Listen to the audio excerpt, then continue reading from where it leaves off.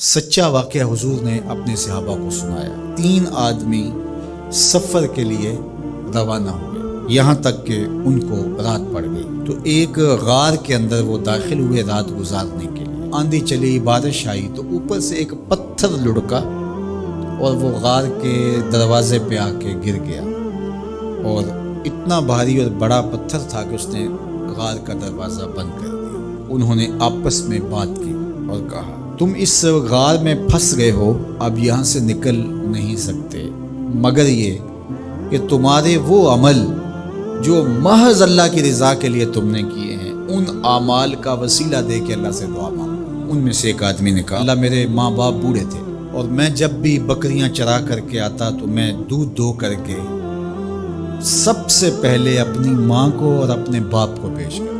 ایک دن میں سرسبز درختوں کی تلاش میں بکریاں لے کے کوئی چارہ کوئی درختوں کی تلاش میں دور نکل گیا۔ میں جب واپس پلٹا دونوں سو چکے تھے۔ میں نے یہ مناسب نہ سمجھا کہ میں ان کو جگاؤں، بیدار کروں کہ اٹھو دودھ پی لے، لیکن اب سارا دن وہ بھوک سے تھے تو اچانک آنکھ کھلے اور بھوک کی شدت سے تڑپے تو میں وہاں سے ہٹ بھی نہیں سکا۔ تو کہتا ہے کہ میں بچوں کو نظر انداز کیا اور ماں باپ کے جاگنے پہ دھیان رکھا اور یوں ساری رات بیت گئی۔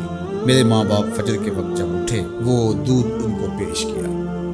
اب یہ عمل پیش کر کے کہتا ہے، اے اللہ اگر یہ میں نے محض تیری رضا کے لیے کیا، تو جانتا ہے میرے دل کو، تو اس پتھر کو ہٹا دے۔ تو پتھر تھوڑا سا سرک گیا لیکن اتنا نہیں تھا کہ وہاں سے یہ باہر نکل سکے۔ اب دوسرے کی باری آئی، اس نے کہا، اے اللہ میرے چچا کی ایک بیٹی تھی جو مجھے بہت زیادہ محبوب تھی، مرد عورت کے ساتھ جتنی محبت کرتا ہے اس طرح میرا اس کی طرف رجحان قلب تھا، تو میں نے اس کو اپنی خواہش کی تکمیل کے لیے کئی بار کہا لیکن اس نے کہا کہ یہ نہیں ہو سکتا، اور پھر ایک دن حالات نے اس کو مجبور کر دیا، فاقہ زدہ حالات ہو گئے، غربت آ گئی، تو اس نے مجھ سے اپنی حاجت طلب کی، تو میں نے اس کو 120 دینار دیے، لیکن اس شرط پہ کہ تم اپنا جسم میرے سپرد کرو گے۔ اب مجبوری سے اس نے کہا ٹھیک ہے، لیکن میں نے دیکھا کہ اس کا وجود اللہ کے خوف سے کانپ رہا تھا، اور مجھے کہنے لگی اتق اللہ، اللہ سے ڈر۔